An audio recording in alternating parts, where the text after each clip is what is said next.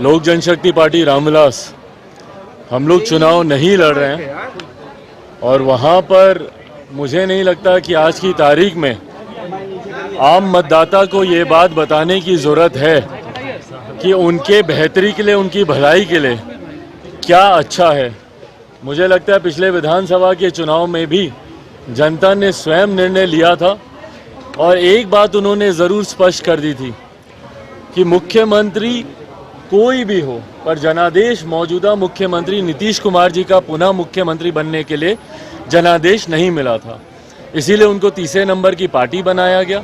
आधे से ज़्यादा उनके प्रत्याशी चुनाव हार गए। पिछले एमएलसी के भी चुनाव में पुनः उन्होंने तीसरे नंबर का अपना रिकॉर्ड कायम रखा, उसमें भी तीसरे नंबर की ही पार्टी मुख्यमंत्री नीतीश कुमार जी की बनी है। बहरहाल बोचा में वो नहीं लड़ रहे हैं, पर उनके सहयोगी एनडीए की तरफ से भारतीय जनता पार्टी वहाँ पर चुनाव लड़ रही है। मुझे लगता है कि अब बोचा की जनता इस बात को भली भांति जानती है कि आने वाले समय में उनका प्रतिनिधित्व कौन बेहतर कर सकता है, नहीं कर सकता है। मैं अपनी तरफ से कोई राय या मशवरा देकर बोचा की जनता के बुद्धि विवेक को चुनौती नहीं देना चाहूँगा। मुझे लगता है वो अपनी सोच से जो निर्णय लेंगे उचित निर्णय लेंगे। मेरा ध्यान फिलहाल आज की तारीख में केंद्रित है आगामी 14 अप्रैल को जो डॉक्टर बाबा साहेब भीमराव अंबेडकर जी की जयंती है। हमारे नेता आदरणीय रामविलास पासवान जी हर साल उनकी जयंती को धूमधाम से वो मनाया करते थे। उन्हीं के कार्यों को आगे बढ़ाते हुए लोक जनशक्ति पार्टी रामविलास ने भी ये निर्णय लिया है कि उसी तरीके से ही धूमधाम से ही आगामी 14 अप्रैल को डॉक्टर बाबा साहेब भीमराव अंबेडकर जी की जयंती को हम लोग मनाएंगे।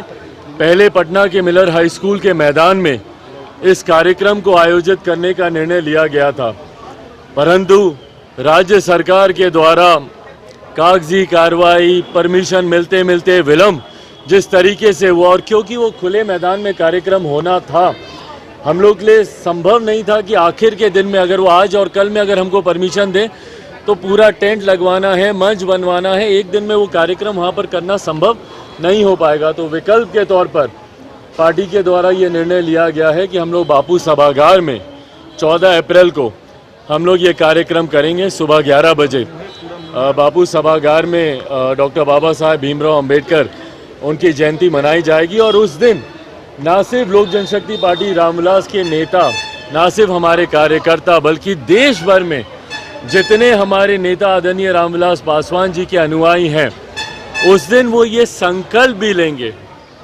कि हमारे नेता आदरणीय रामविलास पासवान जी, जो कि भारत में दूसरे अंबेडकर के तौर पर माने जाते हैं, उनकी मूर्ति हम लोग प्रदेश भर के हर एक जिले में हम लोग लगाने का हम लोग संकल्प लेंगे।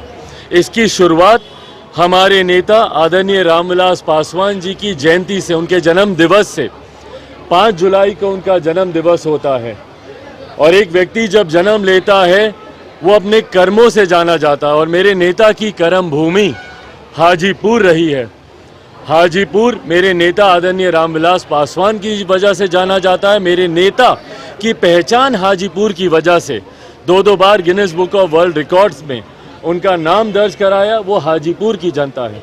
तो उनकी कर्म भूमि पर सबसे पहली उनकी मूर्ति, बहरहाल सबसे पहली उनकी मूर्ति मैंने उनके घर, उनके आवास पर लगवाई थी 12 जनपद पर, जहां पर एक लंबा समय रहकर और सामाजिक न्याय का केंद्र उन्होंने उस घर को बनाए रखा। मंडल कमीशन लागू करने का महत्व, निर्णय लेने की बात हो, अनुसूचित जाति जनजाति एट्रोसिटी एक्ट में जब बदलाव की बात हो, उसको यथास्थिति पर लाने का निर्णय उसी घर में लिया गया।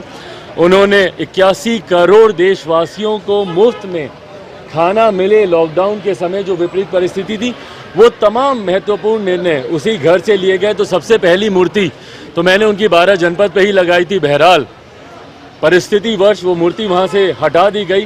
तो अब ये फैसला लोक जनशक्ति पार्टी रामविलास के तमाम नेता कार्यकर्ताओं ने लिया है कि आगामी 5 जुलाई को सबसे पहले उनकी मूर्ति उनकी कर्म भूमि हाजीपुर में लगाई जाएगी, और उसके बाद उनकी पुण्यतिथि के दिन, जिस दिन उनका दुखद निधन हुआ था, उस दिन उनकी जन्मस्थली शहर बन्नी में उनके गांव पर हम लोग उनकी इस मूर्ति की हम लोग स्थापना करेंगे।